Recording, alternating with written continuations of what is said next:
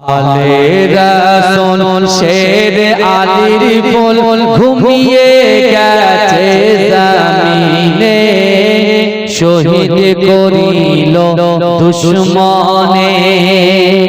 এই আপনারা তাওয়ারুক দিতে থাকেন, আমি গয়েলটা বলে দোয়া করব। আলে রাসূল শের আলীর ফুল ঘুমিয়ে গেছে জমিনে, শহীদ করিল দুশমনে। ইমাম হোসেন শহীদ হলো কারবালার ওই জমিনে, শহীদ করিল দুশমনে। 10ই মুহররম জুমাবারের দিন যুদ্ধে দামামা বেজে ওঠে, তরোয়ার নিয়ে আলী আকবর কারবালার প্রান্তে ছোটে।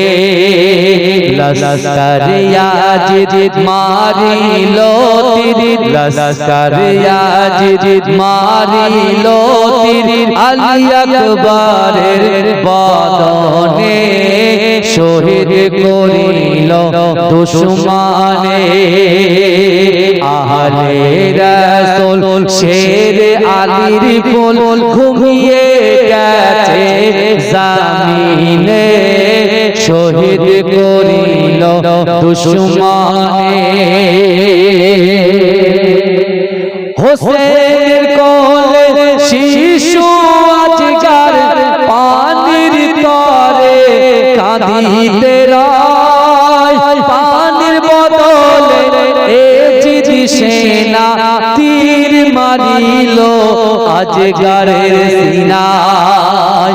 আজগারের রক্ত টুপিয়ে পড়ে, আজগারের রক্ত ঝরে পড়ে কারবালার ওই ময়দানে, শহীদ করিল দুশমনে। আলে রাসূল শের আলীর ফুল ঘুমিয়ে গেছে জমিনে, শহীদ করিল দুশমনে। শিমুর ছিল মস্ত নামাজি, আলে রাসূলকে মানত না, নবীর বংশ ধ্বংস করিতে দিলে রহম হলো না।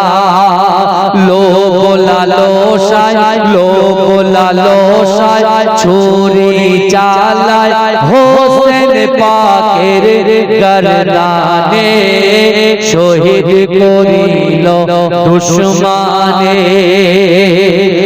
আলে রাসূল শের আলীর ফুল ঘুমিয়ে গেছে জমিনে, শহীদ করিল দুশমনে। ইমাম হোসেন শহীদ হলো কারবালার ওই জমিনে, শহীদ করিল দুশমনে। তাহলে আল্লাহর সামনে দাঁড়ানোকে ভয় করতে হবে। তাহলে আল্লাহর সামনে দাঁড়ানোকে যদি ভয় করতে পারি, তাহলে আল্লাহ আমাদেরকে কটা জান্নাত দেবে? দুটো জান্নাত দেবে। দুনিয়ার জমিনে এক হাত জায়গার জন্য ভাই ভাইয়ের সঙ্গে কথা হয় না, এই কথা বলে। ছোট ভাই বড় ভাইয়ের সঙ্গে কথা বলে না, বড় ভাই ছোট ভাইয়ের সঙ্গে কথা বলে না, নিজের বোন ভাইয়ের সঙ্গে কথা বলে না, ভাই বোনের সঙ্গে কথা বলে না। ছোট ছেলেকে যদি একটা এক হাত জায়গা বেশি দিয়ে দেয়, সন্তান বাপের সাথে, বড় ছেলে বাপের সাথে কথা বলে না। আর আল্লাহ বলছে, বান্দা শোনো, তোমার অন্তরের ভিতরে, কলিজার ভিতরে, দিলের ভিতরে আমি আল্লাহর ভয় যদি থাকে, আর কিয়ামতের মহাময়দানে আমি আল্লাহর ভয় নিয়ে যদি তোমরা দাঁড়াতে পারো, আমি আল্লাহ তোমাদেরকে দুটো জান্নাত পুরস্কার দেব। জোরে বলে সুবহানাল্লাহ। বাবাজি জান্নাতটা কত বড়, জান্নাত কত বড়। জান্নাত কত বড় শুনতে গেলে ইতিহাস, ভূগোল, ভৌতিক বিজ্ঞান, জীবন বিজ্ঞান করলে হবে না। আল্লাহ পাক রব্বুল আলামিন রমজান শরীফে লাইলাতুল কদরের রাতে আমার বিশ্ব নবী রাসূলুল্লাহর উপরে 6666টা আয়াত 114টা সূরা আল্লাহ নাযিল করেছে। সেই কোরআনের মধ্যে আল্লাহ পাক স্পষ্ট ভাষায় জানিয়ে দিলেন জান্নাত কত বড়, জান্নাতে কারা প্রবেশ করবে আর কিভাবে আমরা জান্নাত পাবো আমার আল্লাহ বলে দিলেন। আল্লাহ পাক বলছিল বান্দা ওয়াসারিউ ইলা মাগফিরাতিন মির রাব্বিকুম, আল্লাহ বলছো বান্দা তোমরা অতি দ্রুত অগ্রসর হও, প্রতিযোগিতা করো আমি আল্লাহ আমার ক্ষমার দিকে। আজকে আমার কমিটি ভাইরা অক্লান্ত পরিশ্রম করে আপনাদের কাছে সহযোগিতা নিয়ে, আপনাদের চাঁদা কালেকশন করে, অর্থ নিয়ে, সম্পদগুলো নিয়ে, মা বোনেদের পয়সাগুলো নিয়ে আজকে এত সুন্দর জান্নাত তারা তৈরি করেছে। জান্নাতের বাগান সাজিয়েছেন। আপনি বলেন এই জায়গায় বসলে সওয়াব আছে না নাই? কথা বলেন এই জায়গায় বসলে সওয়াব আছে না নাই? শুধু আমরা সওয়াব পাবো না, আজকে আপনার গ্রামে, আমার সামনে, পিছনে, ডান দিকে, বাদিকে যত কবরবাসীরা কবরে চলে গেছেন, ওই কবরওয়ালার বাড়ি থেকে তার নাতি, তার পোতা, তার সন্তান, তার স্ত্রী, তার পুত্র, তার কন্যা, তার পরিবার যারা এই জান্নাতের বাগানে বসে থাকবে, ওয়ায়ুসাব্বিহুনাকা ওয়ায়ুহামিদুনাকা ওয়ায়ুকাব্বিরুনাকা, যারা সুবহানাল্লাহ বলবে, আলহামদুলিল্লাহ বলবে, আল্লাহু আকবার বলে তাকবীর দেবে, বিশ্বাস করে জান্নাতের বাগানে বসার জন্য অটোমেটিক্যালি ওই কবরওয়ালার কবরে আল্লাহ সওয়াব পৌঁছে দেবে। জোরে বলুন সুবহানাল্লাহ। জোরে বলা যাবে না? মানে এখানেও এরকম মানুষ আছে নাকি যে কবর জিয়ারত করা বেদাত বলে? আমার এরকম মানুষ খুঁজে পাওয়া যাবে না, কিন্তু এখন কিছু কিছু মানুষ বেরিয়ে গেছে। এরা বলে জলসা করা বেদাত, এরা বলে পীর মানা বেদাত, এরা বলে কবর জিয়ারত বেদাত। বুঝতে পেরেছেন না? আর আমরা মুহররম মাসে বসে ইমাম হাসান, ইমাম হোসেন, পাক পাঞ্জাতুল আহলে বাইতের কথা আমরা আলোচনা শুনি, ওরা এটাকে বলছে বেদাত। আর আমার রাসূল নিজে বলছে যে আমার হাসান হুসাইনকে আহলে বাইতকে মহব্বত করলো, তারা আমি রাসূলুল্লাহ আমাকে মহব্বত করলো। জোরে বলে। আর যে উপরে দুশমনি করলো, আমি রাসূলুল্লাহ আমার উপরে দুশমনি করলো। আর আল্লাহ কোরআনে বলছেন বান্দা কুল ইন কুনতুম তুহিব্বুনাল্লাহ ফাত্তাবিউনি ইউহিব্বুকুমুল্লাহ।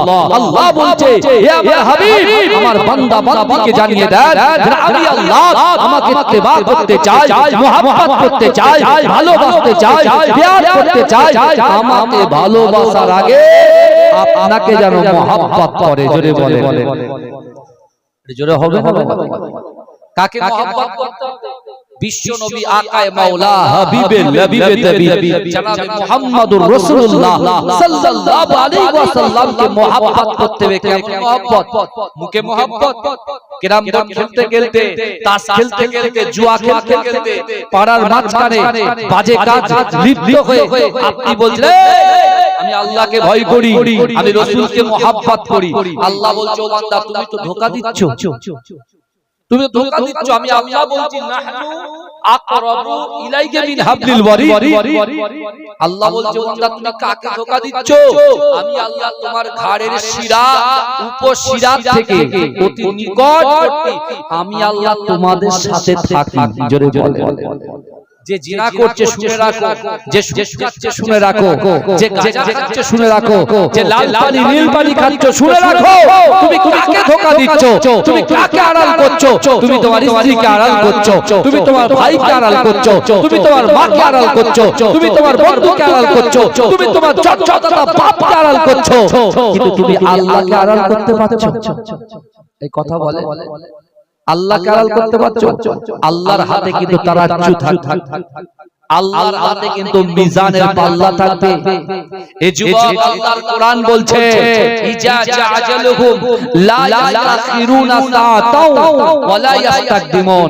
মৃত্যু যখন আসবে এক সেকেন্ড লেট করা হবে না, এক সেকেন্ড দেরি করা হবে না। এই যুবক মৃত্যু আসার আগে নিজেকে পরিবর্তন করে নেন, কারণ আমরা জিন্দেগি জীবনে একটা মানুষ হাত তুলে বলেন তো দেখি যে আগামীকাল আমি যখন আজকে রাতে ঘুমাবো, সকালবেলা আমার ঘুমটা ভাঙবে, এই গ্যারান্টি আপনারা কেউ দিতে পারবে? তাহলে এত অহমিকা কিসের, এত আত্মগরিমা কিসের, এত বড়াইত্ব কিসের, এত আনন্দ কিসের? কথা বুঝছেন না বুঝছেন না? কথা বলেন না? এই তো বসে গেছি তো আমরা এখানে। আল্লাহ বলছে কাল কিয়ামতের মাঠে আমি আল্লাহর সামনে দাঁড়ানোকে যে ভয় করবে তাকে আল্লাহ কটা জান্নাত দেবে? দুনিয়াতে সঠিকভাবে নামাজ আদায় করবে, সঠিকভাবে রোজা আদায় করবে, সঠিকভাবে পিতামাতার খিদমত করবে, স্ত্রীর হক আদায় করবে, স্বামীর হক আদায় করবে, সন্তানের হক আদায় করবে। এক কথায় হুকুকুল্লাহ, আল্লাহর হক, হুকুকুল ইবাদ, বান্দার হক পঙ্খানুপঙ্খভাবে যারা আদায় করবে তাদেরকে আল্লাহ কটা জান্নাত দেবে? দুটো। কিন্তু আমার ভাই জানেরা, হে নবী পাকের উম্মত উম্মতিরা, হে নবী দেবানারা, আল্লাহর কোরআন বলছে বান্দা ওয়াসারিউ ইলা মাগফিরাতিন মির রাব্বিকুম ওয়া জান্নাতিন আরদুহাস সামাওয়াতু ওয়াল আরদ উইদ্দাত লিল মুত্তাকিন। হে যুবকেরা, আল্লাহর কোরআন বলছে বান্দা তোমরা অতি দ্রুত অগ্রসর হও আমি আল্লাহ পাক আমার ক্ষমার দিকে। ও যুবকেরা, আল্লাহ পাক রব্বুল আলামিন বান্দাকে বলছে ও বান্দা শোনো শোনো, তুমি যে ক্ষমার দিকে এসেছো, তুমি যে কোরআন শুনতে এসেছো, তুমি যে হাদিস শুনতে এসেছো, না না না, আমি আল্লাহ পাক রব্বুল আলামিন তোমার জন্য কত বড় জান্নাত সৃষ্টি করেছি। ও বান্দা তোমরা শুনে নাও, জেনে নাও, আল্লাহর কোরআন বলে ওয়াসারিউ ইলা মাগফিরাতিন মির রাব্বিকুম ওয়া জান্নাতিন আরদুহাস সামাওয়াতু ওয়াল আরদ। আমার আল্লাহ বলে ও বান্দা আমি আল্লাহ তোমাদের জন্য যে জান্নাত সৃষ্টি করেছি, আসমান জমিনের মিডিলে যতটা ফাঁকা জায়গা আছে ওই ফাঁকা জায়গা স্বরূপ একটা জান্নাতকে আমি আল্লাহ পাক তোমাদের জন্য সৃষ্টি করেছি। জোরে বলবেন না সুবহানাল্লাহ? এতগুলো মানুষ বসে আছে, বলার আওয়াজ এরা বলে হবে? কথা বলে হ্যাঁ, এখানে রাকিবুল আজিজ বক্তা আর আপনারা হচ্ছেন শ্রোতা। বক্তা শ্রোতা উভয় উদ্দেশ্য কি বলেন তো? আজকে নিয়ত কি? আল্লাহকে খুশি করা, তাই তো? ভালো করে ওয়াজ বুঝবেন, ওয়াজ কিন্তু বোঝার জিনিস না, বুঝতে পেরেছেন? ওয়াজ বুঝতে হবে। তাহলে আমি বক্তা, আপনারা শ্রোতা, তাহলে বক্তা শ্রোতা উভয় উদ্দেশ্য কি? আল্লাহকে খুশি করা। কমিটি ভাইদের উদ্দেশ্য কি? আল্লাহকে খুশি করা। আমার মায়েরা পর্দায় বসে আছে, উদ্দেশ্য কি? আল্লাহকে খুশি করা। বাবাজি, আল্লাহকে যখন খুশি করতে এসেছি তাহলে চুপচাপ মুখ বুজিয়ে শুনবো আর বেরিয়ে যাব, এটা করলে হবে? পরিশ্রম করলে তো পরিশ্রম পাওয়া যায় নাকি? এই কথা বলে আপনারা বসেন না, একটা চেয়ার দেব? হ্যাঁ, মৌলানা সাহেবদের বসার একটা জায়গা ভিতরে একটা চেয়ার দেন, এখানে বসুক ভাইরা, বসুক। আগামী তোমরা বিশাল বড় বড় বক্তা হবে, বুঝতে পারছেন না? আপনাদের নামি মাদ্রাসা আছে, একদিকে সিনিয়র মাদ্রাসা রানা হামিদিয়া সিনিয়র মাদ্রাসা, আর একদিকে এদিকে খারিজি মাদ্রাসা। মাশাআল্লাহ, বুঝতে পেরেছেন? আমরাও খারিজি মাদ্রাসায় পড়াশোনা করেছি, বুঝতে পেরেছেন? আমরা আমি পড়াশোনা করেছি তেতুলিয়া, আবু জাফরিয়া, সিদ্দিকিয়া, খারিজিয়া মাদ্রাসা। আমাদের পশ্চিম বাংলার ভিতরে টপ 5 এর মধ্যে একটা মাদ্রাসা, তাই তো নাকি? কথা বলো, ঠিক না ভুল? ওখান থেকে অনেক বড় বড় আলেম হয়ে, বিশাল বড় বড় সায়েন্টিস্ট, এমন করে প্রফেসর হয়ে তারা শিক্ষাগত যোগ্যতার মধ্যে রয়েছে, বুঝতে পেরেছেন? কিন্তু আমি যে কথা বলছিলাম, আল্লাহ যে বান্দা তোমাদের জন্য যে জান্নাতের ওয়াদা আমি আল্লাহ করেছি, জান্নাতটা কত বড়! দুনিয়ায় নিজেদের স্বাস্থ্য সিদ্ধির জন্য, কিছু অর্থ সঞ্চয় করার জন্য তোমরা একটা জমি জায়গা তোমরা মারামারি করো, ঈমান হারা হয়ে। কিন্তু আমি আল্লাহ তোমাদের জন্য আখিরাতে যে প্রস্তুতি নিয়ে রেখেছি, অর্থাৎ তোমরা যদি আমি আল্লাহকে ভয় করো, আমি আল্লাহ তোমাদের যে জান্নাত দেব, জান্নাতটা হচ্ছে এতটাই বড় যে আসমান জমিনের মিডিলে যতটা ফাঁকা জায়গা আছে, একটা জান্নাত। জোরে বলুন না সুবহানাল্লাহ। আল্লাহ বলছে বান্দা শোনো, এই জান্নাতে কারা যাবে?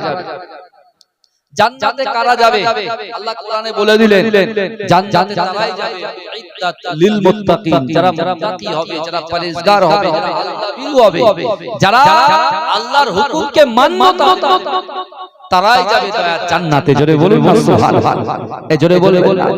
কিন্তু আমার ভাইজানেরা, হে নবী পাকের উম্মত উম্মতিরা, হে নবী দেবানারা, বিশ্ব নবী রাসূলুল্লাহ সাল্লাল্লাহু আলাইহি ওয়াসাল্লাম মসজিদে নববী শরীফে আমার দয়ার নবী সাল্লাল্লাহু আলাইহি ওয়াসাল্লাম নিজের আপন পুত্র হযরত ইব্রাহিমকে পামরুতে বসিয়ে রেখেছে।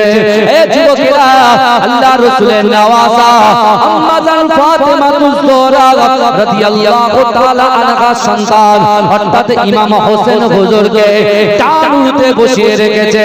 এ যুবকেরা, হে নবী পাকের উম্মত উম্মতিরা, বিশ্ব নবী রাসূলুল্লাহ সাল্লাল্লাহু আলাইহি ওয়াসাল্লাম একদিকে নিজের পুত্র আর একদিকে মেয়ের পুত্রকে আদর করতে লাগলেন, মুহাব্বত করতে লাগলেন, ভালোবাসা দিতে লাগলেন। হে যুবকেরা, আল্লাহর রাসূল সাহাবাদের দিকে তাকিয়ে চিৎকার করে বলতে লাগলেন, ও সাহাবারা, দেখো দেখো আমার হুসাইনের দিকে তাকাও, আমার আলে পরিবারের দিকে তাকাও। আমি রাসূলুল্লাহ তোমাদেরকে জানিয়ে দিলাম যে আমার পরিবারকে মুহাব্বত করলো, যে আমার হুসাইনকে মুহাব্বত করলো, যে আমার হাসানকে মুহাব্বত করলো, যে আমার আলীকে মুহাব্বত করলো, যে আমার কন্যা ফাতেমাতুজ জাহরাকে মুহাব্বত করলো, সে আমি রাসূলুল্লাহ আমাকে মুহাব্বত করলো। আর যারা এদের বিরোধিতা করলো, আমি রাসূলুল্লাহ তাদের বিরোধিতা করলো। হে যুবকেরা, আমার বিশ্ব নবী রাসূলুল্লাহ যখন এই কথাগুলো বলতে লেগেছে, আল্লাহ পাক রব্বুল আলামিন আসমান থেকে জিবরাইলকে পাঠিয়ে দিয়েছে। ও জিবরাইল, চলে যাও, চলে যাও, আমার হাবিবুল্লাহর কাছে চলে যাও। আমার হাবিবুল্লাহকে গিয়ে বলো, না না না, এই দুটো ফুলকে আমার হাবিবুল্লাহর কাছে আমি আল্লাহ রাখবো না। এই দুটো ফুলের ভিতরে এক ইব্রাহিম, দুই হুসাইন, এই দুজনের মধ্যে যে কোনো একজনকে আমার হাবিবুল্লাহকে আমাকে দিতে হবে। আমার হাবিবুল্লাহর কাছে চলে যাও। আমি আল্লাহ বলে দিলাম, না না না, এই দুজনের মধ্যে একজনকে আমি আল্লাহ পাক দুনিয়া থেকে তুলে নেব। কিন্তু না না না, আমি আল্লাহ আমার হাবিবুল্লাহকে এত পাওয়ার দিয়েছি, এত ইজ্জত দিয়েছি, আমার হাবিবুল্লাহ যাকে আমাকে দেবে আমি আল্লাহ তাকে গ্রহণ করব। আর আমার হাবিবুল্লাহ যাকে নিজের কাছে রাখবে আমি আল্লাহ সেটাকেও কবুল করব। আগে তুমি জানিয়ে দাও, আমার হাবিবুল্লাহর এই বার্তাটা পৌঁছে দাও। হে যুবকেরা, জিবরাইল এসে আল্লাহর রাসূলকে সালাম দিলেন, আসসালামু আলাইকা ইয়া রাসূলুল্লাহ, আসসালামু আলাইকা ইয়া হাবিবাল্লাহ।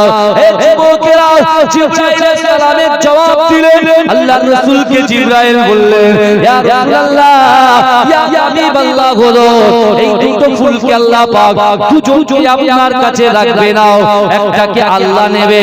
আপনি কাকে দিতে চান বলেন? হে যুবকেরা, আমার দয়ার নবী চিন্তা করে, ও ভাইরা বাবাজিরা, যাকে আল্লাহ পাক ওয়া আরসালনাকা ইল্লা রাহমাতাল লিল আলামিন করে পাঠিয়েছে, সেই দয়ার নবী মনে মনে চিন্তা করে, না না না, আমি যদি আমার ইব্রাহিমকে দিয়ে দিই তাহলে আমি রাসূলুল্লাহ কষ্ট পাবো, আমি রাসূলুল্লাহ কষ্ট পাবে, আর কষ্ট পাওয়ার কেউ নয়। কিন্তু আমি যদি ইমাম হুসাইনকে দিয়ে দিই, আমি রাসূলুল্লাহ আমার হুসাইনকে বড় মহব্বত করে আমি আমার হুসাইনকে বুকে তুলে নিয়ে একদিকে ডান দিকে চুমা দেই, বাঁ দিকে চুমা দেই, ঠোঁটের উপরে চুমা দেই, কপালে চুমা দেই।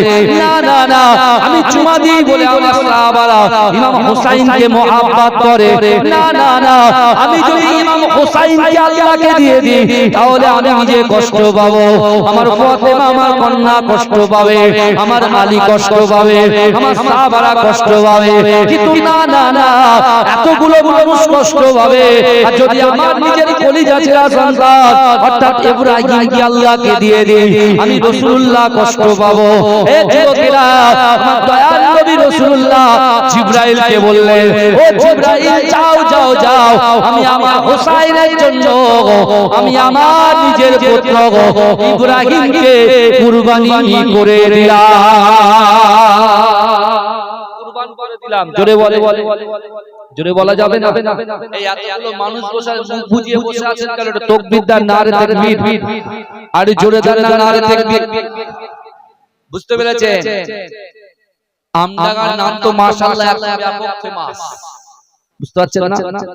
বিশাল আর আমডাঙ্গা মানে হচ্ছে মুজাদ্দিদ জামান দাদা হুজুর পীর কে রাহমাতুল্লাহ আলাইহির একেবারে কাছের এলাকা, তাই না? কথা বলে আমার পর্দায় খুব আসছে মুজাদ্দিদ জামান দাদা হুজুর পীর কেবলার খলিফা আহমদ আলী হামিদ জালালি, যার নামে মাদ্রাসা মুরব্বি বাবাজিরা বুঝতে পারবে, কিন্তু ইয়াং ছেলেরা এখন বুঝতে পারবে না। এই আমি এসছি বলেই জানতে পারবে, বুঝলেন? বংশ পরম্পরা যদি সেইভাবে তৈরি না হয়, এক জায়গায় গিয়ে জিনিসটা স্টপ হয়ে যায় আর বাড়ে না। বুঝতে পেরেছেন? আমার আব্বা জান পীর একে হায়দার আলী হুজুর, আমার বড় আব্বা হামিদ আলী হুজুর খুব আসতেন এদিকে। এই কথা ঠিক না? ছোট হুজুর পীর কেবলা ওয়াজ করতেন, এখানে এসে আমি শুনেছি আমার আব্বা জানের কাছে যে ছোট হুজুর পীর কেবলা যখন একে দিনে 2-3টে করে জলসা করতেন। বুঝতে পেরেছেন? আমার আব্বা জানের হ্যান্ড রাইটিংটা খুব ভালো ছিল, আর এই হ্যান্ড রাইটিংও খুব সুন্দর, বাংলাও সুন্দর, ইংলিশও সুন্দর, এত সুন্দর। বুঝতে পেরেছেন? তৎকালীন সময়ে বড় বড় প্রফেসর, বড় বড় ইউনিভার্সিটির প্রিন্সিপালরা নাম করেছেন। আমার ভাইরা পড়াশোনা করতেন, সিগনেচারটা করে দিয়েছে, তা জিজ্ঞেস করতে এই কাজ সিগনেচার এটা বলা তখন খোঁজ নিত যে কে, তখন আস্তে আস্তে খোঁজ নিতে মুজাদ্দিদ জামান দাদা হুজুর পীর কেবলা গিয়ে, কারণ মুজাদ্দিদ জামান দাদা হুজুর পীর কেবলা এই বাংলার জমিনে যখন কোনো মাদ্রাসা ছিল না, তখন তানার বাসভবনে প্রথম একটা মাদ্রাসা ভিত স্থাপন করেছিলেন, যে মাদ্রাসা আজও মাথা উঁচু করে দাঁড়িয়ে আছে, ফুরফুরা ফাতিহিয়া টাইটেল মাদ্রাসা। জোরে বলবেন, ফুরফুরা ফাতিহিয়া টাইটেল মাদ্রাসা। এই মাদ্রাসা যখন খুঁজছেন, মুজাদ্দিদ জামান দাদা হুজুর পীর কেবলা সাথে আছেন বসিরহাট আল্লামা রুহুল আমিন শাহ রাহমাতুল্লাহ আলাইহি, আর আমার পদ্মাদু খুব বন্ধু ছিলেন, বুঝলেন? মুজাদ্দিদ জামানের তো বহু খলিফা আছেন, সেই খলিফার মধ্যে প্রসিদ্ধর মধ্যে বসিরহাট আল্লামা রুহুল আমিন শাহ রাহমাতুল্লাহ আলাইহি ছিলেন, আমার পদ্মাজিও ছিলেন। তা মুজাদ্দিদ জামান দাদা হুজুর পীর কেবলা খলিফাগণকে এক একটা কাজে নিয়োজিত করে দিলেন। তা যখন ভিত খুঁড়ছেন, মুজাদ্দিদ জামান দাদা হুজুর পীররা প্রথম ভিত খুঁড়লেন, তারপরে বসিরহাট আল্লামা হুজুর খুঁড়লেন, তারপরে আমার দাদা ভাই পদ্মাদজি আহমদ আলী হামিদ জালালি রাহমাতুল্লাহ খুঁড়লেন। কিন্তু বাবা যখন মাদ্রাসা রেডি হয়ে গেল, সেই সময় সকল খলিফাদের সামনে মুজাদ্দিদ জামান দাদা হুজুর পীর কেবলা কিছুক্ষণ চুপ থাকার পরে তিনি বললেন, আমার এই মাদ্রাসার টোটাল দায়িত্ব আমি আহমদ আলী হামিদ জালালিকে হাতে তুলে দিলাম। জোরে বলুন না সুবহানাল্লাহ। এক টানা 25 বছর, কেউ বলছে 30 বছর, আবার কেউ বলছে 40 বছর তিনি কি করেছেন? ওই মাদ্রাসার দায়িত্ব সামলাচ্ছেন। বসিরহাট আল্লামা হুজুর পীর কেবলা কিতাব লিখেছেন, অগণিত কিতাব তিনি বাংলার মানুষদের জন্য মুজাদ্দিদ জামান দাদা হুজুর পীর কেবলা দোয়ার ওসিলায় তিনি দিয়ে গেছেন। কিন্তু বাবাজি বিশ্বাস করেন, আজকে সেই এলাকায় এসেছে, এদিকে যত যাব গুমা থেকে শুরু করে আস্তে আস্তে সব আমার পদ্মাজির নামে নামে, হ্যাঁ দাদাদের নামে সব মাদ্রাসা আছে, মুজাদ্দিদ জামান দাদা হুজুর পীর কেবলার মাদ্রাসা আছে। কিন্তু আমার ভাইরা আজকে আমরা এখানে বসেছি, আমরা যদি সেইভাবে তৈরি না হই, আমরা যদি না জানি এগুলো, আগামী দিনে আমরা বড় সমস্যার মধ্যে পড়ে যাব। কারণ এক একটা আসবে নিজের মতো নাম চেঞ্জ করবে, আর আপনি যদি গোড়ার খবর জানেন, আগায় যদি বদমাইশি করে, সেখানে গিয়ে আপনি আটকাতে পারবেন। দাঁড়াও, এই মাদ্রাসাটা অন্যজনের নামে ছিল, তুমি এই নামে করেছো। এ বোঝা যাচ্ছে কি বলছি? কিন্তু আমার আমার বিশ্বনবী মুস্তাফা সাল্লাল্লাহু আলাইহি ওয়াসাল্লাম যিনি মসজিদে নববী শরীফটাকে মাদ্রাসার মতো পরিণত করে সাহাবাদেরকে শিক্ষা দিয়েছেন, হাদিসের দর্স দিয়েছেন, তাফসীর করেছেন, কোরআনের আয়াতগুলো সামনে এনে রাসূলুল্লাহ তাদেরকে বুঝিয়ে দিয়েছেন। আগে আপনি নিজে বুঝুন যে আল্লাহ আপনাকে কি তৈরি করেছে। আমরা জানি আমরা মানুষ, এই মানুষ পর্যন্ত আটকে থাকলে হবে না। আপনি একবার রিয়েলাইজ করুন, একবার ভাবুন যে আজকে এই গ্রামে এই জলসাতে আল্লাহ পাক যে আপনাকে এনেছেন, আপনি কিন্তু দুটো পায়ে পা হেঁটে হেঁটে কিন্তু এসেছেন। তাহলে এই পর্যন্ত আনার মালিক এই কথা বলে, এই জলসাতে বসানোর মালিক কে? আল্লাহ। আপনি ব্যবসা করেন, এই ব্যবসায় বরকত দেওয়ার মালিক কে? আল্লাহ। আপনি দেখতে পান, দেখানোর মালিক কে? আপনি শুনছেন, শোনানোর মালিক কে? ভালো করে বোঝেন, আল্লাহ। তাহলে আল্লাহ পাক পুরো বডিটাকে, আমাদের পুরো বডিটাকে আল্লাহ নিয়ন্ত্রণ করছে, কিন্তু আমরা দুনিয়ার মানুষের গোলামি করছি।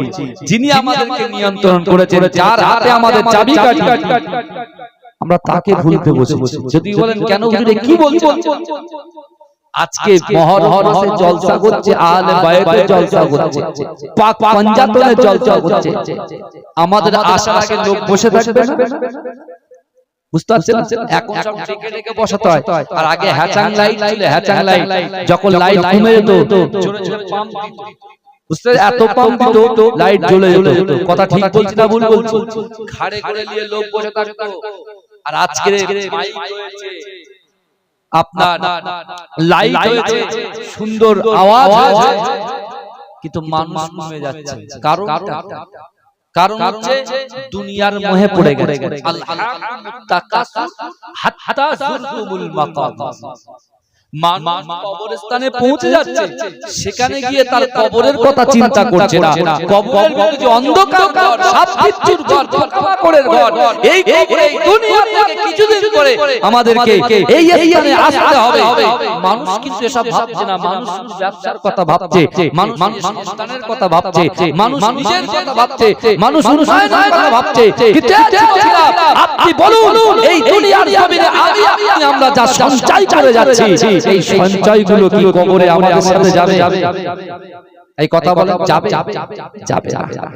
কিন্তু বাবা কিছু নামধারী, টুপিধারী দাঁড়িয়ে আছে, এরকম ব্যক্তি বলছে, বলে মুহাম্মদ সাল্লাল্লাহু আলাইহি ওয়াসাল্লামের কথা আপনারা বলছেন, এই আমার রাসূলুল্লাহ শানে কুরুচিকর মন্তব্য করছে, যে ইমাম হুসাইনকে কারবালা প্রান্তরে বাঁচাতে পারলো না, তিনি আবার কাল মাঠে উম্মতদেরকে সাফাত করে জান্নাতে নিয়ে যাবে।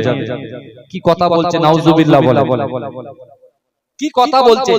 আল্লাহর রাসূল সাল্লাল্লাহু আলাইহি ওয়াসাল্লাম সেই ইমাম হুসাইন হুজুর আর তার নিজের পুত্র ইব্রাহিম কোলে করে রেখেছে, দুজনকে আদর করছেন। জিবরাইল এসে বললেন, ইয়া রাসূলুল্লাহ, এই দুজনের মধ্যে একজনকে আল্লাহ নিয়ে নিন। রাসূল ভাবছেন যে কাকে দেব, কাকে আল্লাহকে দেব। রাসূল ভাবতে ভাবতে চিন্তা করছেন যে আমি যদি আমার নিজের সন্তানকে দিই, আমার ছেলে আমার কষ্ট হবে, অন্যজনকে বেশি কষ্ট হবে না। কথা বলে। কিন্তু আমি যদি আমার হুসাইনকে দিই, তাহলে কে কষ্ট পাবে? আলী কষ্ট পাবে, মানে আলীর বেটা। আমার কন্যা ফাতেমা কষ্ট পাবে, আমি রাসূলুল্লাহ কষ্ট পাবো, আমার সাহাবারা কষ্ট পাবে, যারা মহব্বত করত তারা কষ্ট পাবে। আল্লাহ রাসূল কি করলেন? নিজের ছেলেকে আল্লাহকে দিয়ে দিলেন। যে হুসাইন, আল্লাহ রাসূল যখন নামাজ আদায় করতেন, আল্লাহ রাসূলের গায়ের উপরে হুসাইন যখন চড়ে বসতেন, বিশ্বনবী রাসূল সাল্লাল্লাহু আলাইহি ওয়াসাল্লাম নিজের সিজদাটাকে দীর্ঘ করে দিতেন। জোরে বলুন সুবহানাল্লাহ। এই জোরে বলা যাবে?